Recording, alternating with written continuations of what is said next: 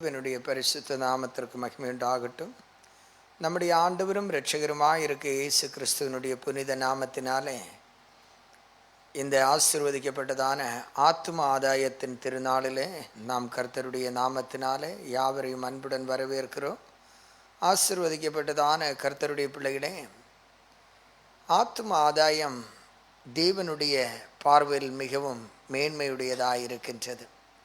ஆதலால் இந்த தியானத்திற்கு நாம் கடந்து செல்வதற்கு முன்பதாக நம்முடைய கண்களை மூடி, பரத்தின் தேவன் ஆத்துமாக்களை ஆதாயம் செய்கிறதற்கான ஞானத்தையும் ஆத்தும பாரத்தையும் நம்முடைய இருதயத்தில் அவர் தரும்படியாய் கெஞ்சி மன்றாடிந்திருப்போம்.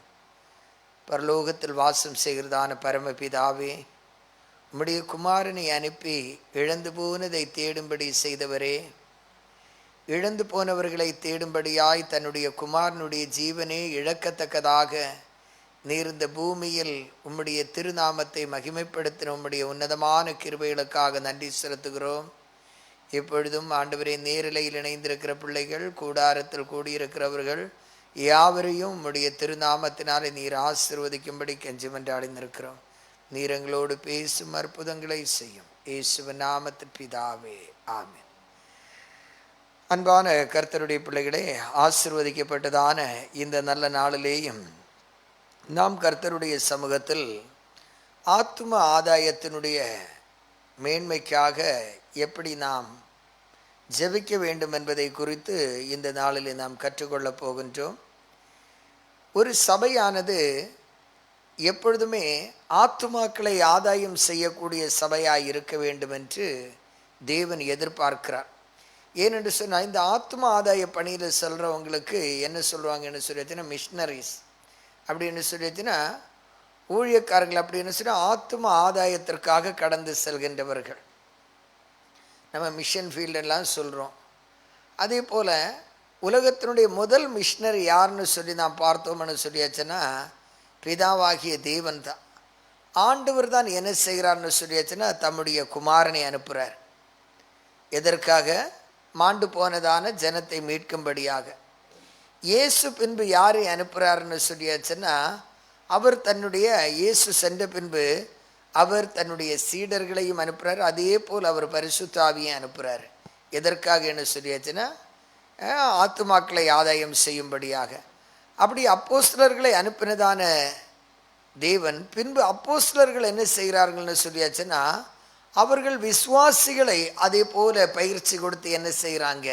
அவர்களை அனுப்புகிறாங்க. அப்போ சபையினுடைய தலையான கடமை எதுவாக இருக்கிறதுன்னு சொல்லியாச்சுன்னா, ஆத்துமாக்களை ஆதாயம் செய்து. அப்போ ஆத்தும ஆதாயம் செய்வதற்காக முதலாவது நாம் என்ன செய்ய வேண்டும் என்று சொல்லி பார்க்கும் பொழுது வாசித்து பார்ப்போமாக. மத்தேயு எழுதின சுவிசேஷம் 9வது அதிகாரத்தினுடைய 35 38 வசனங்கள். மத்தேயு எழுதின சுவிசேஷம் 9வது அதிகாரம் 35 38 வசனங்களை நாம் வாசிப்போம். பின்பு இயேசு சகல பட்டணங்களையும் கிராமங்களையும் சுற்றி நடந்து, இயேசு பாருங்கள், பிதாவினால் அனுப்பப்பட்டதான மிஷினரி யாருன்னு சொல்லியாச்சுன்னா இயேசு. அவர் எங்கே போறான்னு சொல்லியாச்சுன்னா, அவர் சகல பட்டணங்களையும் சகல கிராமங்களையும் சுற்றி திரிந்து ஜெப ஆலயங்களில் உபதேசித்து ராஜ்யத்தின் சுவிசேஷத்தை பிரசங்கித்து ஜனங்களுக்கு உண்டாயிருந்த சகல வியாதிகளையும் சகல நோய்களையும் நீக்கி அவர்களை சொஸ்தமாக்கினார். அவர் திரளான ஜனங்களை கண்டபொழுது அவர்கள் மேய்ப்பன் இல்லாத ஆடுகளைப் போல தோய்ந்து போனவர்களும் சிதறப்பட்டவர்களுமாய் இருந்தபடியால் அவர்கள் மீது மனதுருகி. எதனால மனதுருகிறாரு? மேய்ப்பன் இல்லாத ஆடுகளை போல இருக்கிறார்கள், சிதறண்டு போனவர்கள் எப்படி இருக்கிறார்கள்? தோய்ந்து போனவர்களுமாய் இருக்கிறதுனாலே அவர்கள் மேல் என்ன செய்து? மனதுருகி. அப்போ அவர்கள் உடல் ரீதியாக இயேசு இதை பார்க்கின்றார் என்றால் இல்லை. இயேசு உடல் ரீதியாக அந்த மனிதர்கள் அவர்கள் அன்னைக்கு நல்லா தான் செல்வாக்கத்தான் வாழ்ந்துட்டு இருந்தாங்க.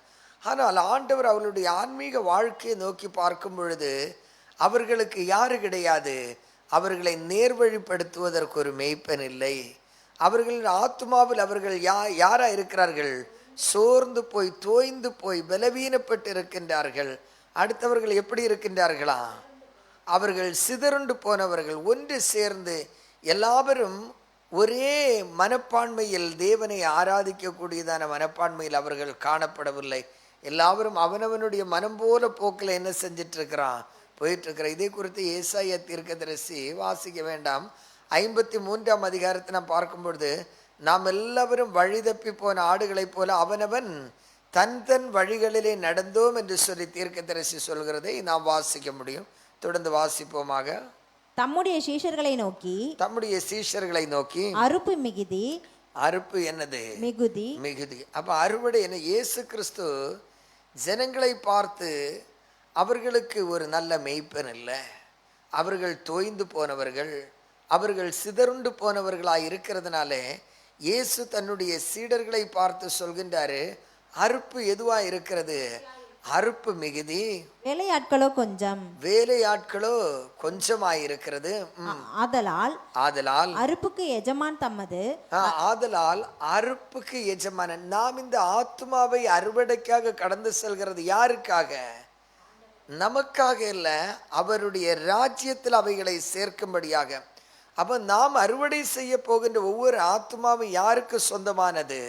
அது தேவனுக்கு சொந்தமானது. ஆனால் அப்போ அறுவடை நமக்கு கிடைக்க வேண்டும் என்று சொன்னால் நம்ம வீடு வீடாக சந்திக்கிறதோ வாங்கன்னு சொல்லி கூப்பிட்றதில்ல. முதல் முக்கியமான காரியம் என்னன்னு சொல்லியாச்சுன்னா, ஆத்மா ஆதாயம் செய்யப்பட வேண்டும் என்றால் என்ன நடக்க வேண்டியது அவசியம் என்று சொல்லி இங்கே வேத வாக்கியம் நமக்கு குறிப்பிடுகிறது. வாசிப்போம். அறுப்புக்கு எஜமான் தமது அறுப்புக்கு வேலையாட்களை அனுப்பும். அறுப்புக்கு எஜமான் தம்முடைய அறுப்புக்கு வேலையாட்களை அனுப்பும்படி அவரை வேண்டிக் கொள்ளுங்கள் என்றார். அவரை வேண்டிக் கொள்ளுங்கள் என்றார். அப்போ அவருடைய அறுப்புக்கு எப்படிப்பட்டதான வேலையாட்கள் வேண்டும் என்று சொல்லி யாருக்கு தான் தெரியும்? அவருக்கு தான் தெரியும், நமக்கு தெரியாது. நம்மளால முடியும்னு நினைப்பான. ஆண்டவர் சொல்லாரு, அந்த அறுவடைக்கு யாரால அறுவடை செய்ய முடியும்னு சொல்லிட்டு யாருக்கு தான் தெரியும்? அவருக்கு, எஜமானனுக்கு தான் தெரியும். யாராக பாருங்க, முதல் நூற்றாண்டு சபையில் பிரச்சனைகள் வந்த பொழுது அந்த சபையை விசாரிக்க 7 பேரை, விசாரிக்கிறதற்கு 7 பேரை பரிசுத்த ஆவியினால நிரப்பப்பட்டதான ஜனங்கள் மத்தியில் நரசாட்சியுள்ள 7 பேர் தெரிந்தெடுத்தாங்க. அதில் ஒரு ஆள் தான் யாரு? பிலிப்பு என்று சொன்னதான மனுஷன். அப்போ பிலிப்பு என்று சொன்னதான மனுஷனை ஆண்டவர் அறுவடைக்கு யாரை அறுவடை செய்யும்படியாக? ஒரு மந்திரியை அறுவடை செய்கிறதற்காக எஜமானன் அனுப்புறாரு. அப்போ அறுவடை செய்கிறதற்கு பிலிப்பை விட சிறந்தவர்கள் யாரு? இயேசுவினுடைய அப்போஸ்தலர்கள். யார் இருக்கிறா? பேதுரு இருக்கிறாரு, அந்திரேயா இருக்கிறாரு, யாக்கோபு இருக்கிறாரு, யோவான் இருக்கிறார். இவர்களெல்லாம் எருசலேமில் இருக்கும்போது ஆண்டவர் யாரை அனுப்புறாரு? இந்த பிலிப்புவை அனுப்புறாரு. அப்போ தம்முடைய அறுவடைக்கு யார் தேவைப்படுவா என்று சொல்லி நாம் நினைக்கிறவர்களை அல்ல தேவன் முன்குறிக்கிறதா இருக்கு. அல்லேலூயா. நாம் ஒருவேளை நினைப்போம், இவங்க போன நல்லா பேசுவாங்க, இவங்க போன அழகா பேசி கூட்டிட்டு வந்துருவாங்க, இவங்களால் அந்த காரியம் செய்ய முடியுமென்னெல்லாம் நாம் நினைப்பது அது தப்பு கணக்கு என்பதை வேதம் நமக்கு உறுதிப்படுத்தி சொல்கின்றது. அப்ப யாரால தான் இது முடியும் என்றால் ஆண்டவர் சொல்கிறாரு, அவருடைய அறுவடைக்கு இல்லை என்றால் எஜமானனிடத்துல நீங்கள் என்ன செய்ய வேண்டுமா? அவருடைய அறுவடைக்கு அறுப்புக்கு ஆட்களை அனுப்பும்படிக்கு யாரிடத்தில் வேண்டணுமா? அவரிடத்தில் தான் வேண்டணும் என்று சொல்லிட்டு, கிராமத்தில் இருந்து வந்தவங்களுக்கு தெரியும், ஒரு பெரிய பண்ணையாருடைய வயல் என்ன செஞ்சிருக்கணும்னு சொல்லி விளைஞ்சு கிடக்கும்போது அதில் அறுவடைக்காக வேலைக்காரங்களை வர சொல்லும்போது அவர் முதல்ல அறுவடைக்கு மக்களை விட முன்னாடி அவர் என்ன செய்வார்? அந்த ஆட்களை பார்ப்பார்.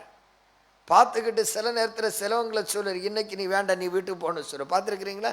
அது கிராமத்தில் இருக்கிறவனு தெரியும். அவருக்கு ஒரு ஆளை பார்க்கும்போது தெரியும், இத்தனை பேர் இவங்க வாட்ட சாட்டமாக இவங்க நல்ல அறுவடை செய்யக்கூடிய ஆட்கள் இருந்தாச்சுன்னா இவங்க என்ன செய்வாங்க? நம்ம கொடுக்குற சம்பளத்துக்கு தகுதியாக இருக்கு. இன்னைக்கு நம்ம நினைக்கிற போல என்ன நடக்கும்? அறுவடை நடக்கும்னு சொன்னேன். சிலவங்க என்ன செய்வாங்கன்னு சொல்லியாச்சுன்னா, புதிய அருவாமனை வச்சுக்கிட்டு என்ன செஞ்சுட்டு இருப்பாங்கன்னு சொல்லியாச்சுன்னா, நல்ல அழகான பையனாக நின்றுட்டு இருப்பான். அவனை பார்த்துட்டு அவர் இன்னைக்கு வேண்டான்னு சொல்லுவார். அவர் எதையெல்லாம் பார்ப்பார்னு சொல்லியாச்சுன்னா, ஒரு மனுஷனுடைய எவ்வளோ வயசு இருக்கிறான், கையில் இருக்கிறதான எதை பார்ப்பான்? அருவாமனையை பார்ப்பான். அருவாமனை எப்படி இருக்கணும்? அது அறுத்தறுத்து என்ன செஞ்சுதான் இருக்கணும்? நல்லா தேஞ்சு போன அருவாமனையா இருக்கணும். அப்பதான் அவருக்கு தெரியும் இவங்க அறுத்தாச்சுன்னு சொல்லியதுன்னு என்ன வந்துடும். புதிய அருவாமனை வச்சுட்டு என்ன செய்ய முடியாது, அந்த வேகத்துல லாபகமா என்ன செய்ய முடியாது, அது விட முடியாதுன்னு சொல்லிட்டு அவருக்கு தெரியும்.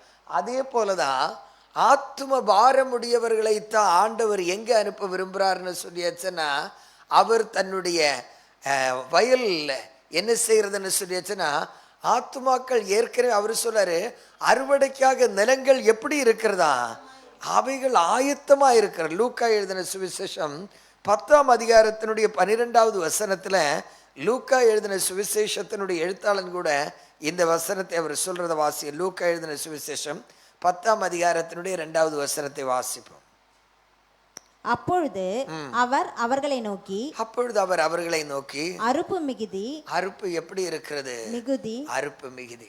நம்ம ஒரு ஆளை கூட ஆண்டவருடைய சமூகத்துல கொண்டு வருவதற்கு மக்கள் யோசிக்கும் பொழுது ஆண்டவர் சொன்னப்போ, ஆண்டவர் பொய்யன.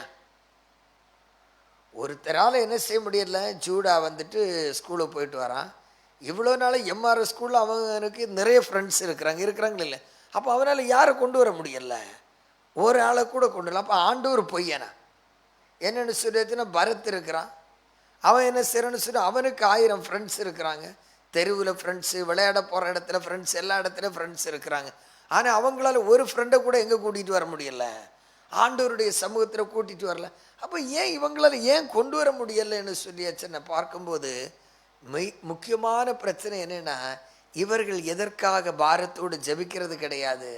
ஆண்டவரை என்ன போல நான் இயேசுவை அறிந்து கொண்டது போல. அப்படின்னா ஆத்தும பாரம் எப்பொழுது ஒருவனுக்கு உண்டாகும்னா, தான் பாவங்களிலிருந்து விலகி இருந்தால் மட்டுமே தனக்குள்ளால எந்த பாரம் ஏற்படும், ஆத்துமாவை குறித்துள்ளதான பாரம்.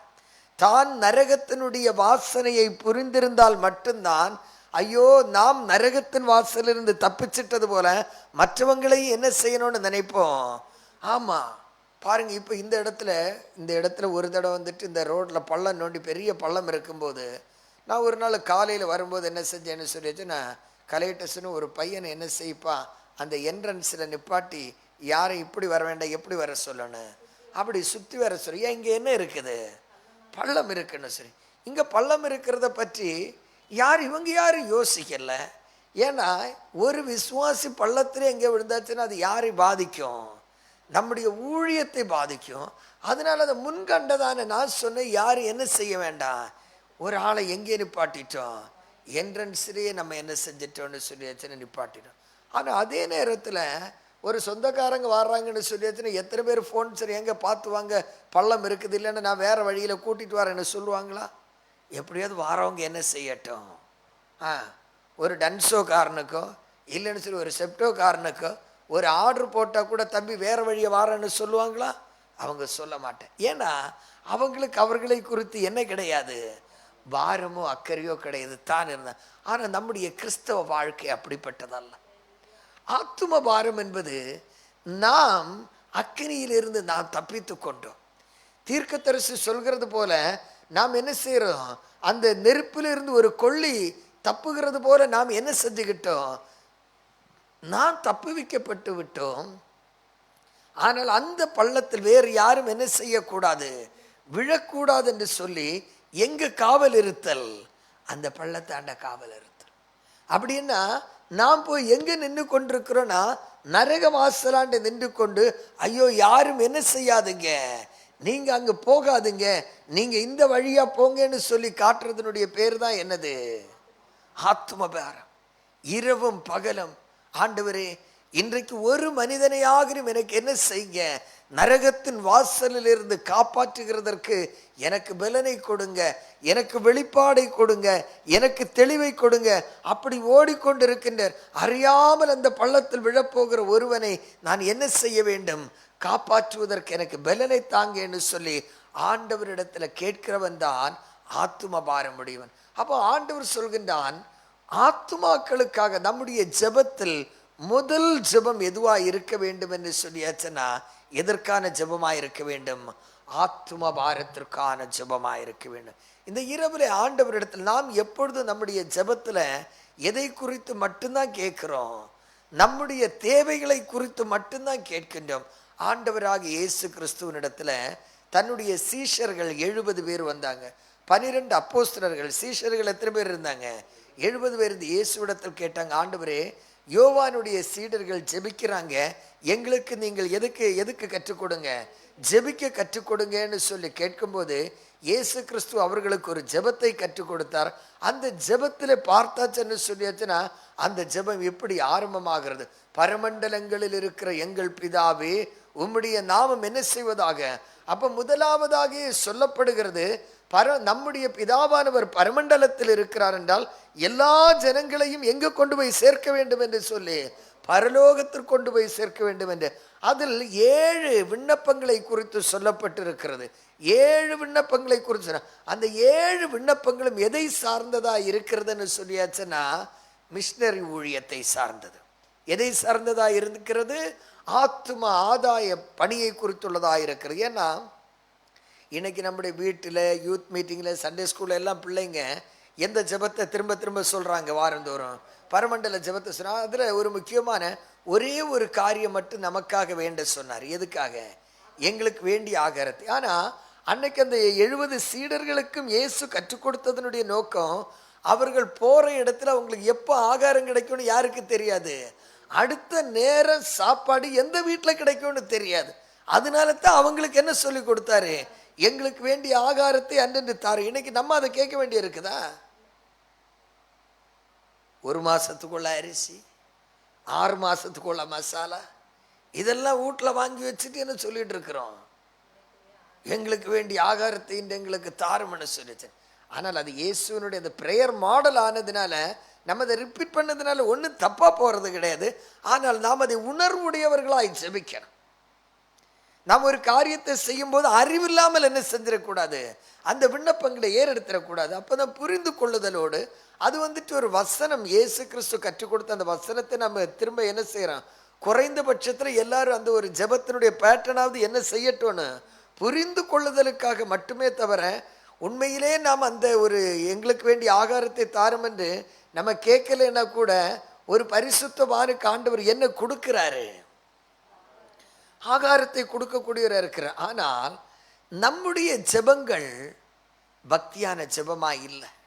காரணம் என்னன்னு சொல்லியாச்சுன்னா, நம்முடைய தேவைகளுக்காக ஜெபிக்கின்றதான ஜெபத்தை ஆண்டவர் யாருடைய விண்ணப்பம் என்று சொல்லுகின்றார்? மத்தேயு எழுதின சுவிசேஷம் 6ஆம் அதிகாரத்தில் நாம் வாசிக்கும் பொழுது அது யாருடைய ஜெபம் என்று சொல்கின்றாரு? அஞ்ஞானிகளுடைய ஜெபம். அஞ்ஞானிகள் என்றா யாரு? விக்கிரக ஆராதனை செய்கிறவர்களுடைய ஜெபமா இருக்கிறது. அப்போ திருச்சபைகளில் இன்றைக்கு 90% ஜனங்களும் என்ன ஜெபத்தை ஏறெடுக்கிறவர்களா இருக்கிறார்கள்? அஞ்ஞானிகளிலே என்ன சொல்றோம்? விக்கிரக ஆராதனையின் ஜெபம்.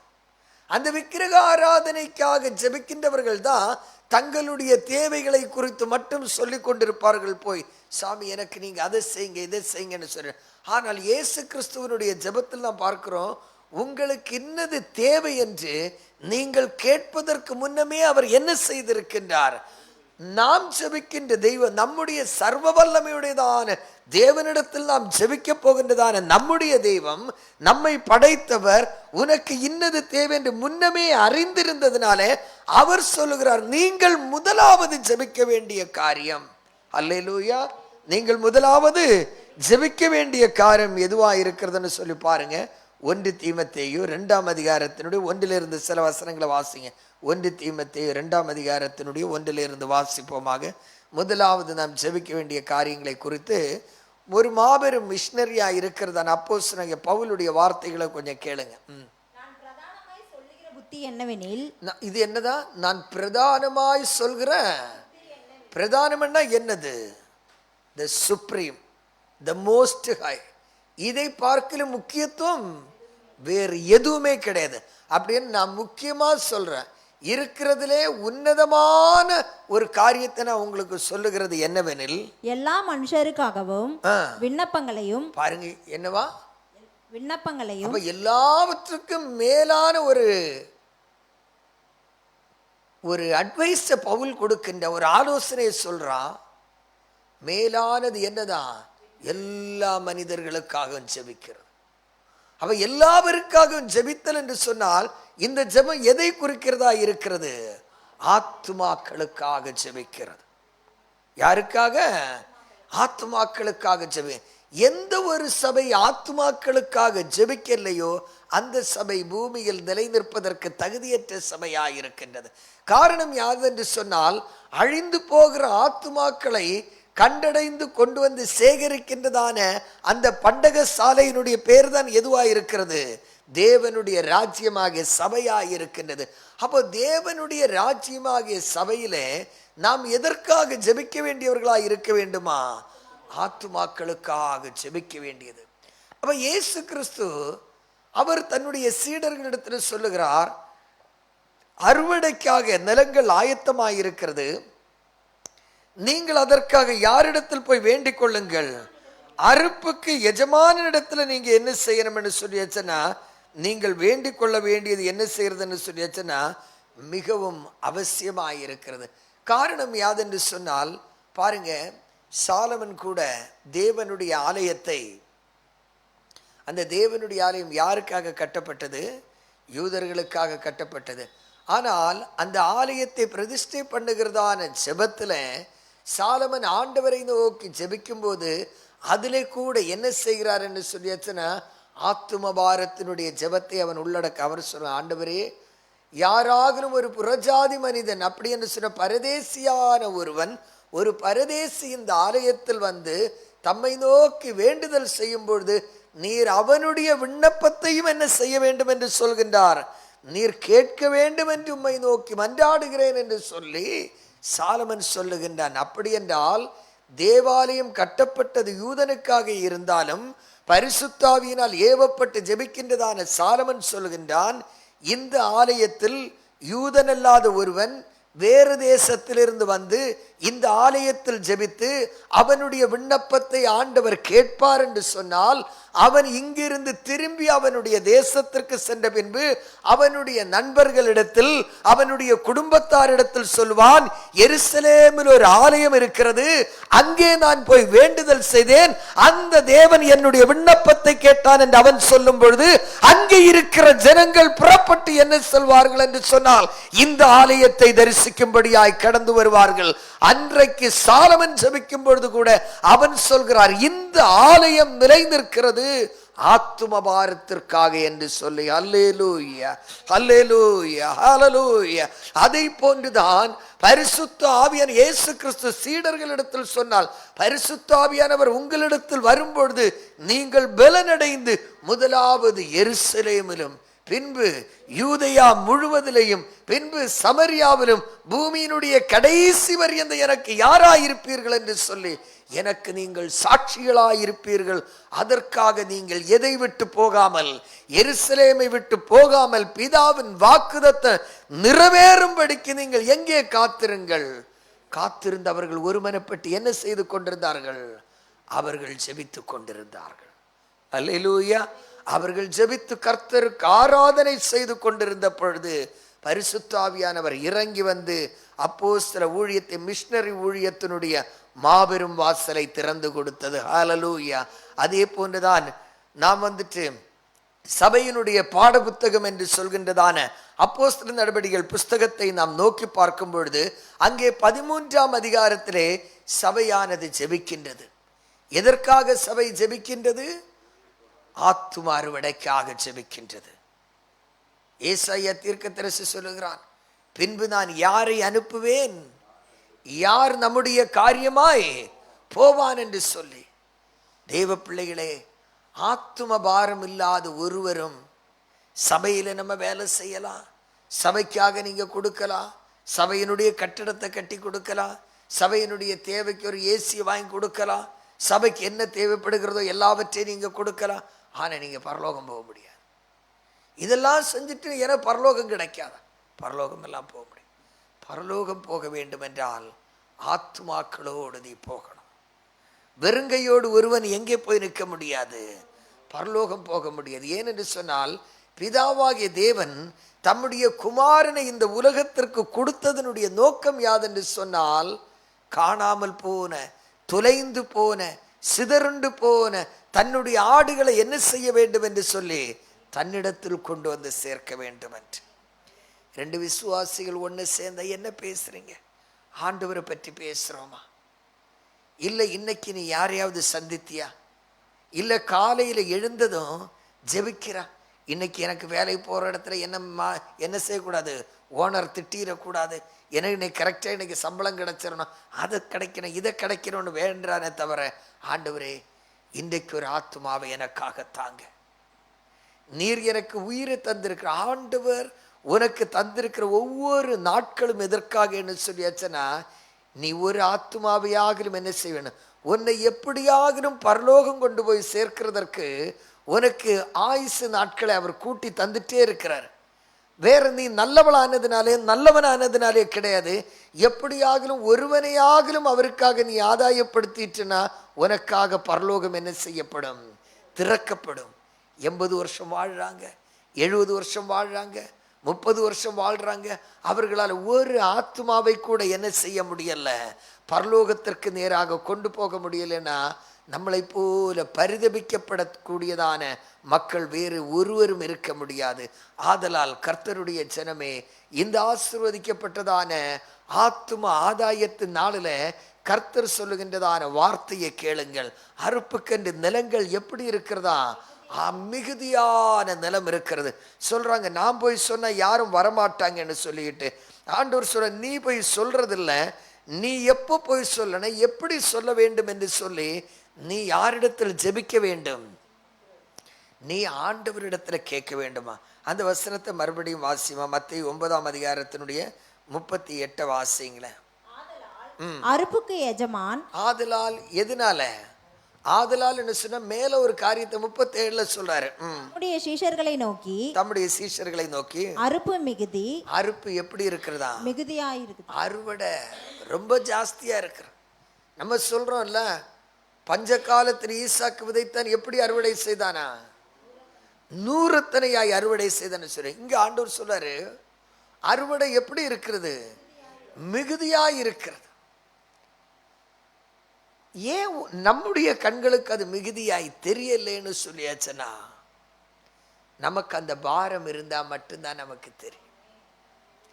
ஆத்தும பாரம் இல்லாதவனுக்கு என்ன தெரியாது. நான் உங்கள்ட்ட உதாரணத்தை சொல்றேன். நீங்க மருந்துக்காக இந்த செடியிலெல்லாம் ஓனான்னு ஒரு பூச்சி இருக்குது பார்த்தீங்களா, பள்ளி மாதிரி ஒன்று இருக்கும். ஒரு ஓனானை பிடிச்சிட்டு வந்து அதை வந்துட்டு சில கஷாயத்துக்கெல்லாம் எங்கள் ஊர்லலாம் யூஸ் பண்ணுவாங்க, மருந்துக்குன்னு சொல்லி. அப்போ இந்த ஓனா பிடிக்கணும்னு சொல்லி நடந்தாச்சுன்னா, நீ எதை இந்த ஊரில் எங்கேயாவது பார்க்குறதுக்குன்னு சொல்லி நீ எதை பற்றி மட்டும்தான் கவனமாக இருப்ப.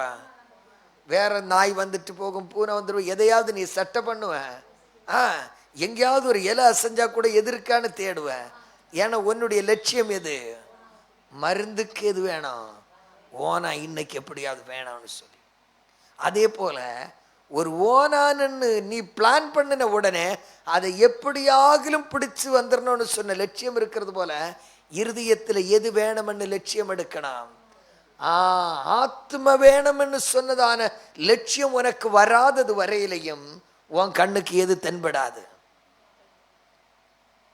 ஆத்துமாக்கள் தென்படாது. வாரவங்க போறவங்கள்ட்ட எல்லாம் கேட்பாங்க, ஏங்க என்ன தேடுறீங்கன்னு சொல்லி, ஓனா தேடுறேன். ஏங்க எங்க ஏரியாவில் இருக்கணும், உன்னை இதை விட்டுட்டு எங்க போவேன், அங்க இல்லைன்னா இன்னொருத்தர் சொல்ல இன்னொரு இடத்துல கிடைக்கணும், அங்க நிறைய புதரா இருக்குதுங்க, அங்க போய் தேடுங்கன்னு சொல்லி எங்க போவேன். ஏன், எது வேணும் எனக்கு? ஏங்க ஒரு ஓனா வேணும்னு சொன்னா இவ்வளவு வாஞ்சையா ஓடுகிறதான நீங்கள், உலகத்தை பார்க்கலும் விலை மதிப்புடையதான அந்த ஆத்மாவை தேடுவதற்கு நமக்குள்ளால் அந்த பாரம் இல்லைன்னா நம்மளை போல கேவலமானவன்.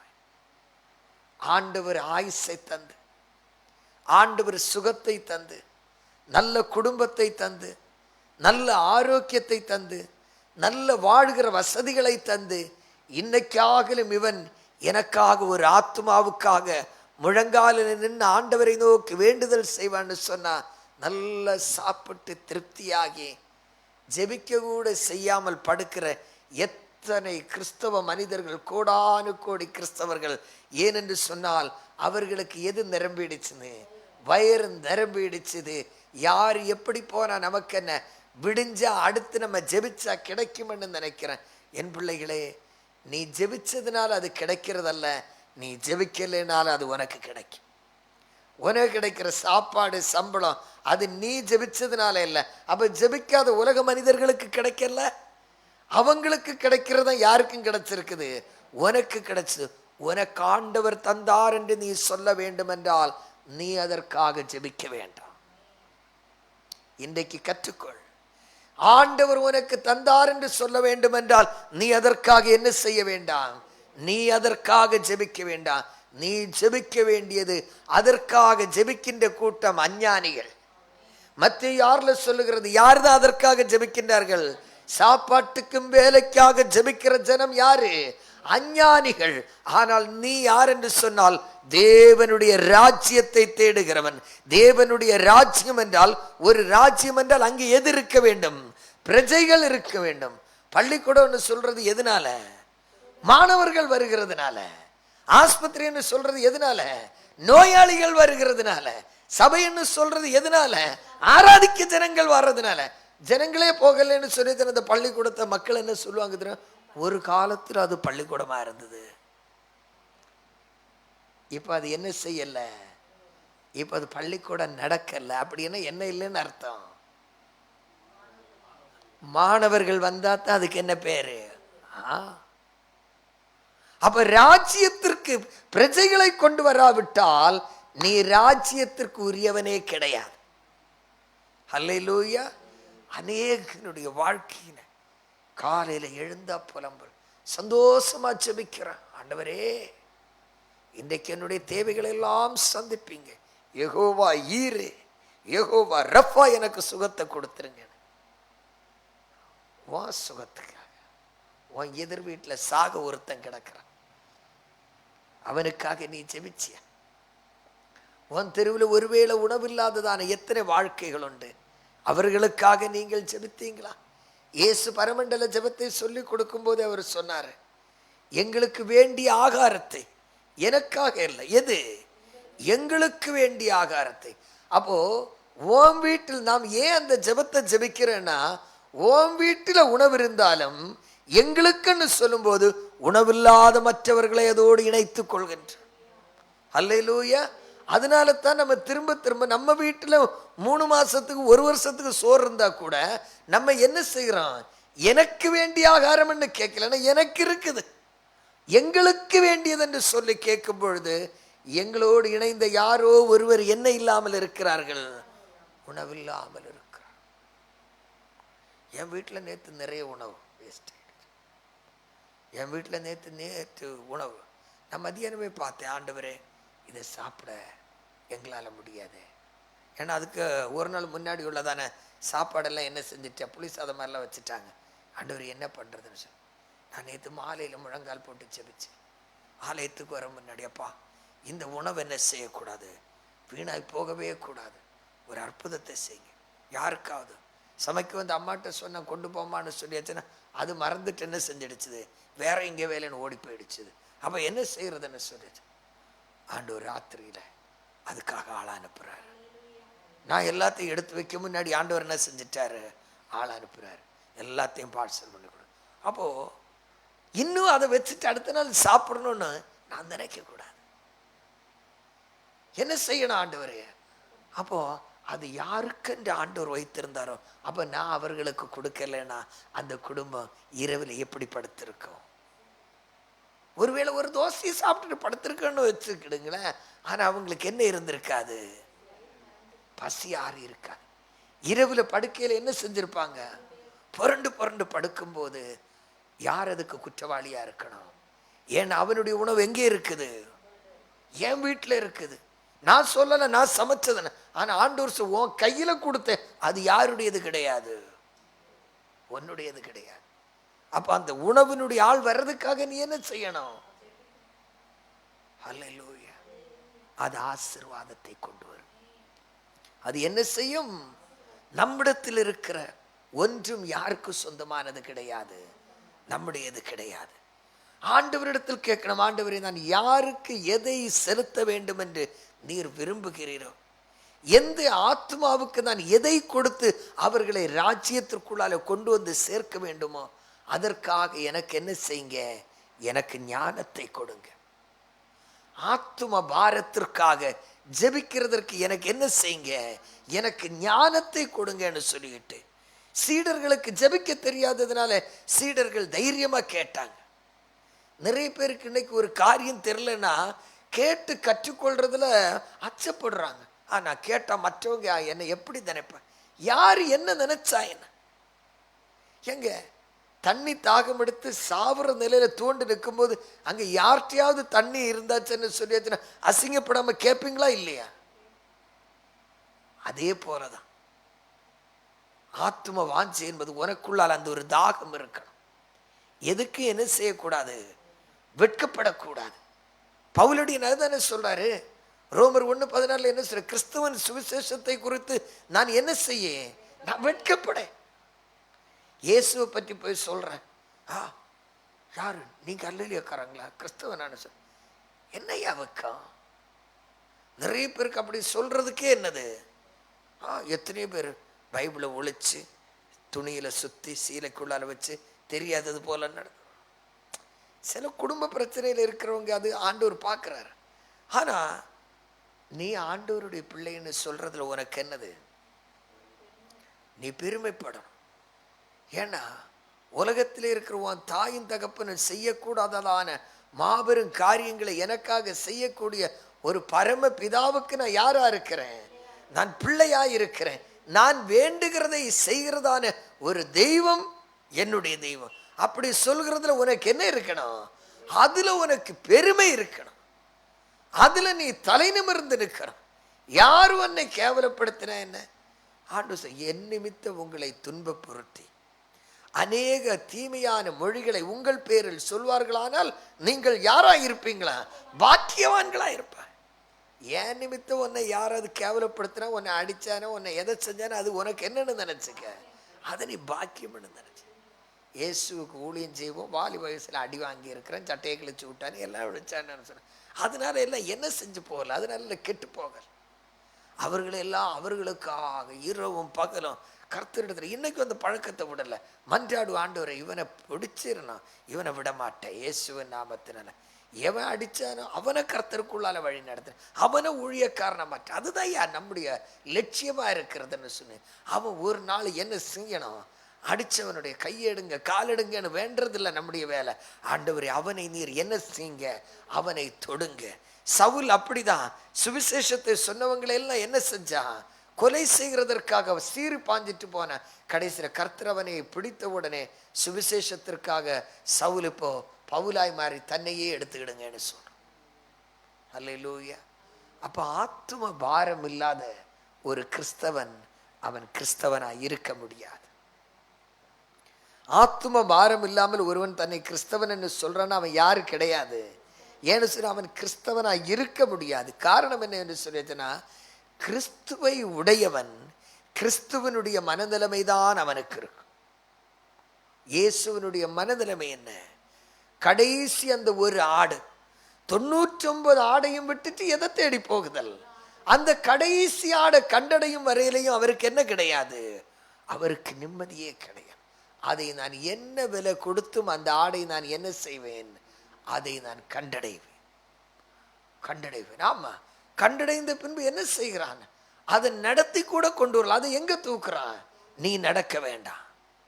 அந்த ஆடை என்ன செய்ய வைக்கல, அதை நடக்க வைக்கல. ஏன்னா அது எங்கேயோ சகதியில மாட்டிட்டு கிடந்திருக்கிறது.